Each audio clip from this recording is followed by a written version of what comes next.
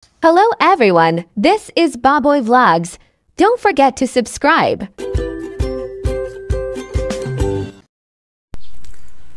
Sa video nito ay pag-uusapan natin yung tamang pag-match ng speaker sa ating amplifier.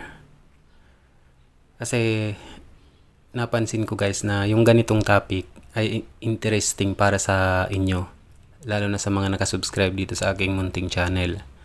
Mayroon kasi akong video na umabot na ng almost 190,000. So kaya naisipan kong gumawa ulit ng ganitong topic. Yung guide sa tamang pag-match ng speaker sa amplifier. Ang pinakaunang dapat nyong gawin, i-check nyo yung impedance or yung ohms. Yung ohms na tinatawag. Sa speaker at sa amplifier dapat magkatugma.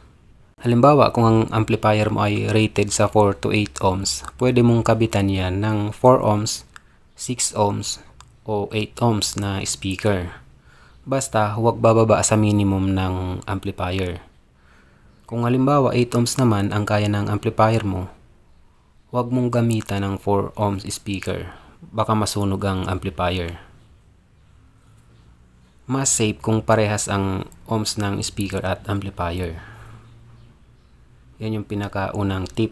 Number 2, i-check nyo yung power rating, yung watts. Ang tingnan nyo ay yung RMS. Hindi yung peak power. Hindi yung peak watts. Yung RMS, yan yung pinaka-eksakto na watts ng speaker. Halimbawa, ang speaker mo ay 50 watts RMS. Humanap ka ng amplifier na kaya ang 50 watts. About naman sa wiring, ang alamin nyo kung paano ba sila ikakabit. Una, pwedeng series yung wiring connection. Kapag series guys, nadadagdagan ng impedance or ohms. Kapag parallel wiring naman, bumababa ang impedance. Halimbawa, dalawang 8 ohms speaker, kapag pinarallel mo, yung ohms niyan, magiging 4 ohms na lang yung total. Kung halimbawa mono lang yung amp nyo, mas safe na isang speaker lang yung gamitin nyo or isang connection lang. Kung stereo naman, may left channel at right channel, ikabitan nyo ng dalawang speaker. Dapat dalawa guys, para balanse. Kasi mamaya, kung isang speaker lang yung kakabit mo dun sa isang channel, mainit na yung sa left channel kasi yun yung may nakakabit na speaker. Sa right channel, wala. Hindi balance. At dapat guys, match din yung wire na gagamitin nyo sa pagkabit nyo ng speaker sa amplifier para safe. Sample setup guys, halimbawa kung yung speaker nyo ay 8 ohms, 60 watts RMS, amplifier output nyo ay dapat 8 ohms din. Pwedeng 50 watts to 70 watts RMS per channel.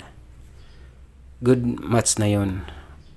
Ito yung mga karaniwang pagkakamali na ginagawa ng iba.